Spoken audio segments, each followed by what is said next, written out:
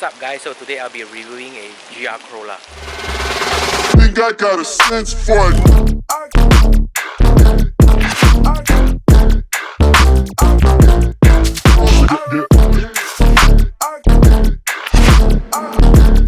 Think I got a sense for it.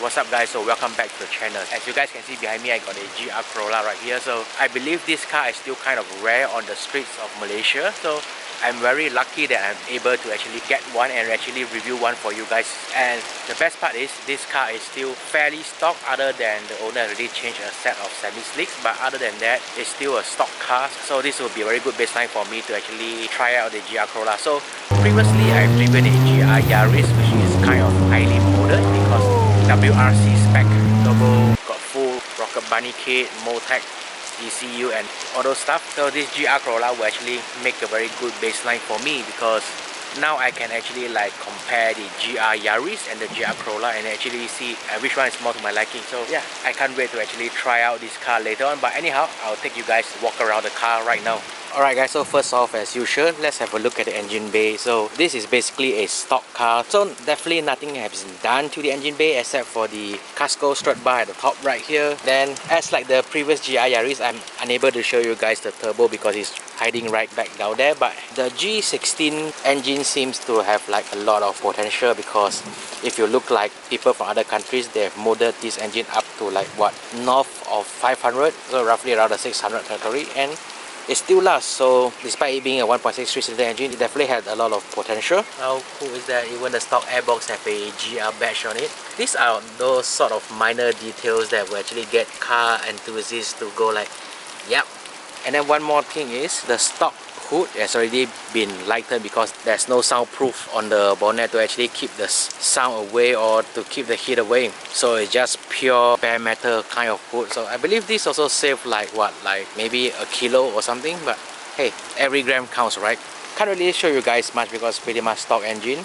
But I heard that the owner is gonna mod it real soon. I'll give it a few more upgrades. So I really can't wait for all the upgrades to start coming in and see how much of transformation the car will have in power wise and also drivability wise. And now to the interior part. So as I mentioned before, stock car, stock interior, but if I believe GR Corolla owner were to mod their cars, I don't really see why they need to mod the interior, because it's a very simple yet very functional interior. It's something I like, because so it's like a minimalist kind of interior, which I definitely like. No complication, no flashing lights all over the place. I wonder if I actually can get one of these GR seats and put into my 86. That should be cool, right? Because I reckon the GR seats will fit so much nicer with a helmet on compared to the 86 stock seat, but I'm not too sure. I need to actually try it out before I can give you guys like a proper answer, because the GT86 seat is comfortable when you sit normally, but if you put on a helmet, your head will be pushed slightly forward due to the headrest issue. But yeah, very functioning interior. Beats can push for track mode, drive mode, traction control on and off. Very simple, very functional. That is something I seriously like. And the interior does remind me a lot of the GR Yaris, because it's actually very similar, if not similar. So this GR4 function should be fun, because you can like actually, not mistaken, you should be able to set the front and rear torque bias, power bias. So something very similar to the STI's DCCD. No surprise here, because Toyota actually now owns like I think 51% of Subaru, so I'm not surprised you got a bit of Subaru tag inside as well. Now guys, I'm not sure if you guys can see, but the owner has already upgraded like a aftermarket differential cover, which actually comes with like extra cooling fins for the diff. Because as the owner told me, this car is famous for having diff issue, because the diff will actually overheats and then it will blow itself out. So yeah, minor upgrades that the owner did to actually protect the car and to be able to do more spirited integrated driving as well. And yes guys, since I'm already down here, might as well show you guys the exhaust. So this is like the 3-tip outlet kind of exhaust. So I reckon this is like for normal driving, and then you got your sport mode kind of exhaust, which it goes as direct as possible. Wow, so being inside the limit of the Euro 4 standard. Oh yeah, cool. I usually don't show the exhaust because usually I'm not lying on the floor, but since today I'm lying on the floor, so might as well just show you guys. And yes, genuine Toyota exhaust. So something I forgot to mention earlier when I was at the bottom of the car is the owner also upgraded to a Casco 2-way LSD at the rear. The front currently is still stock, and so the rear is a Casco 2-way LSD. So very interesting. Can't wait to actually try it out and see how it actually feels, because I reckon the rear would have so much more lockup bite compared to the front. So most probably it feels more like an FR, but I'm not too sure. I'm just guessing, so do not take my word for it.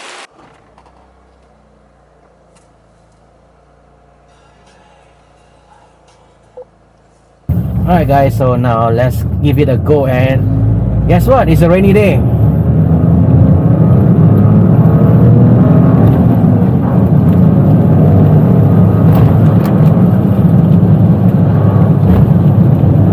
Yeah, it's a rainy day. I can feel that it's kind of like hydroplaning a bit, but yeah, let's take it easy.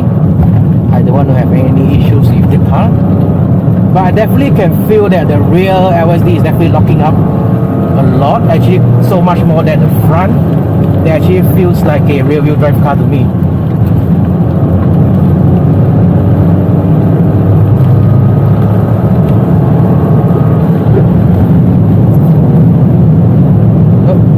Pedal placement is a bit, yeah, I'm not really used to it. Almost slip right there while trying to do a U-turn. Now I recall, the GR Yaris felt easy because it has like aftermarket, how to say, pedal plate on it, so it's making it so much easier.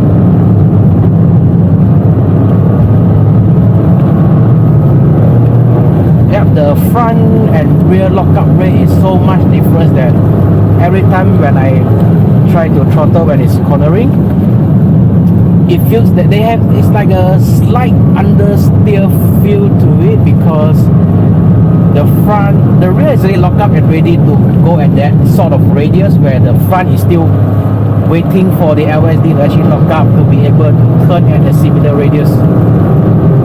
If you guys actually get what I'm trying to explain right here.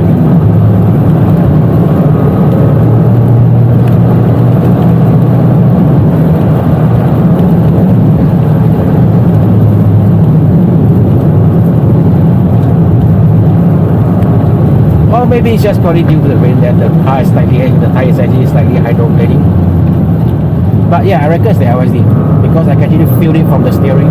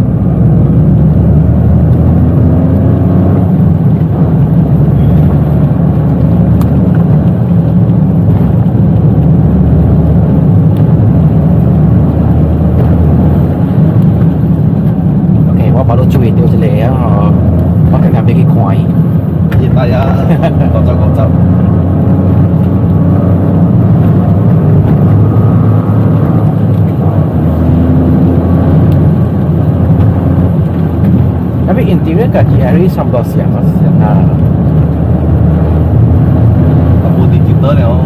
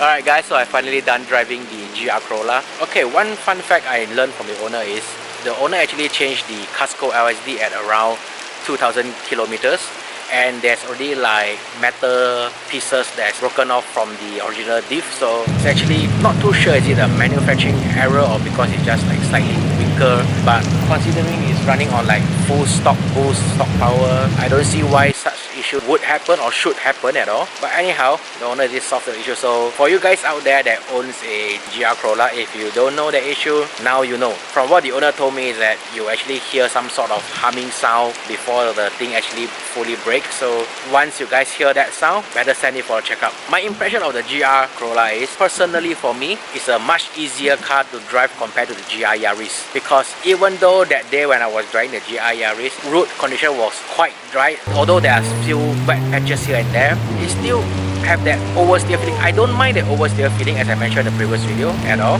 Actually, I like it, but sometimes it does tends to give you that snap oversteer feeling, which will get the driver kind of nervous. So what I did that day when driving the GR Yaris is I purposely oversteer the car before the turn so that I wouldn't get caught off guard. But if you can't do that daily driving, or you can't do that all the time, because at times as a driver you also need to rest, you cannot like pay like 100% full attention all the time. So if you want to drive that car at a fast pace, you must be literally paying like 100% attention all the time, so you won't get caught off guard with the snap oversteer issue. But after driving this GR Corolla in a raining condition, I don't have that sort of fear at all, because it doesn't have that snap oversteer feeling. It does have a bit of oversteer feeling, but that is very predictable oversteer, and that also because due to maybe like wet weather, and also because the rear is running like a two-way LSD, so the lockup rate is definitely faster than the front. More oversteer feeling is quite common. I actually like that kind of feel. It makes the turn in so much sharper, at least